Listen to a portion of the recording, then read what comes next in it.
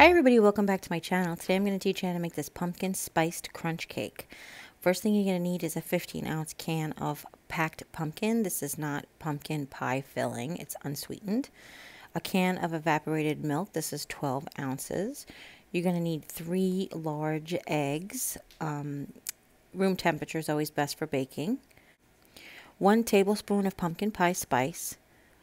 You're going to need 3 tablespoons to half a cup of sugar, or this is Splenda, 1 box of spice cake mix, a cup of chopped pecans, got these at Aldi, and a cup of melted butter.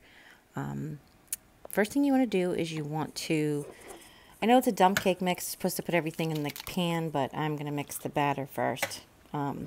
What you do is you preheat your oven for 350, which I didn't show you.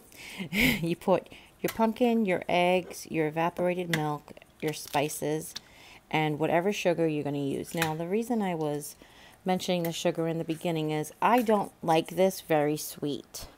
That's why I use the spice cake mix and not the vanilla cake mix, which is the tradition in this type of a recipe, if you've seen them online or whatever. But I like it a little less sweet.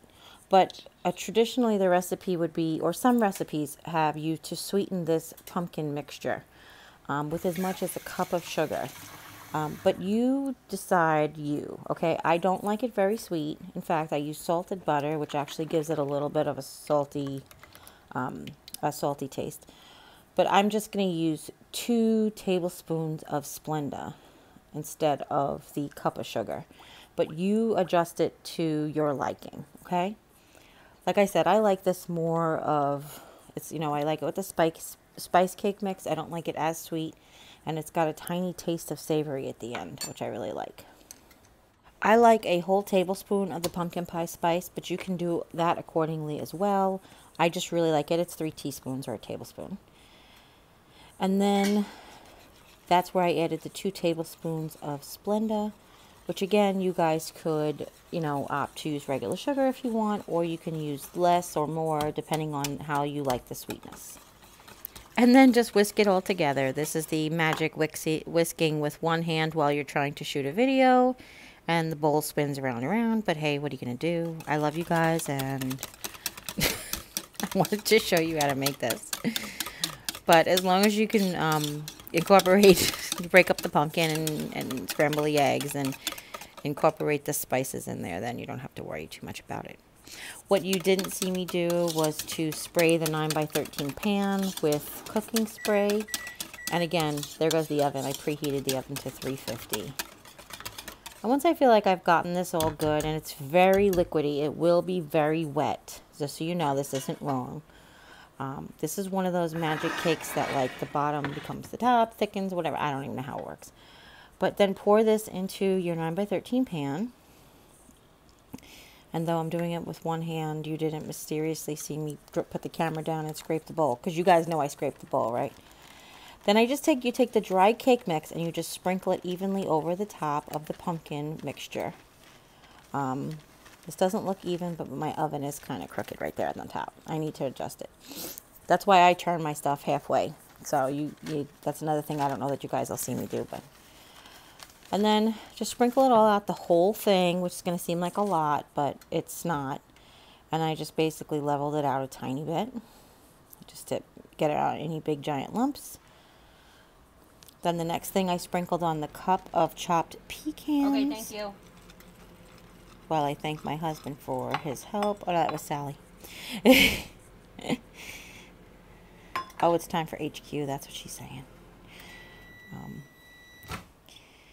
And now in the microwave, I've melted 2 sticks of butter on high for 1 minute.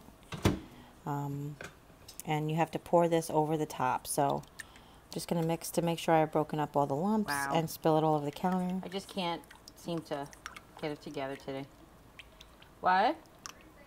Okay, thank you. She's counting down the minutes for me. And then you're just going to drizzle over the top. Try to get it a little bit everywhere, as even as possible. I will, full disclosure, in the corner there, I have some dry. When it came out of the oven, it was still dry. So I would do a better job next time, but of course I'm rushing for HQ, so, you know, I have my priorities. And then it just goes into the 350 degree oven for 55 to 60 minutes. I told you I turned it halfway, so I set my clock phone to remind me to turn it halfway. And then this is after 55 minutes. You check it. It will still be very liquidy in the middle, like it'll jiggle in the middle a little bit. But, ooh, blast of heat. Steamy. Yeah, steamy. So this is just a little too jiggly, too close to the edge still. Bit more than jiggly in the center, so I'm going to give it the 5 more minutes, okay? And I've just decided to turn it back around for the last 5 minutes. But you can see there's a couple of dry cake mix spots there that didn't quite get absorbed.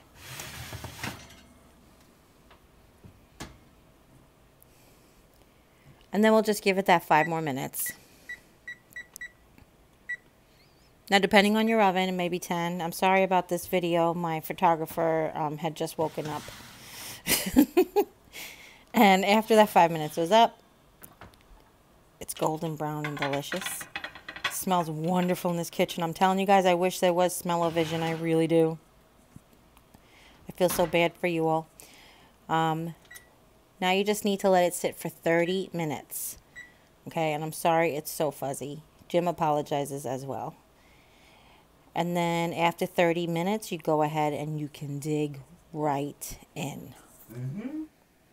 So there it is. And don't forget, you don't have to have this just for the autumn. It is delicious all year round.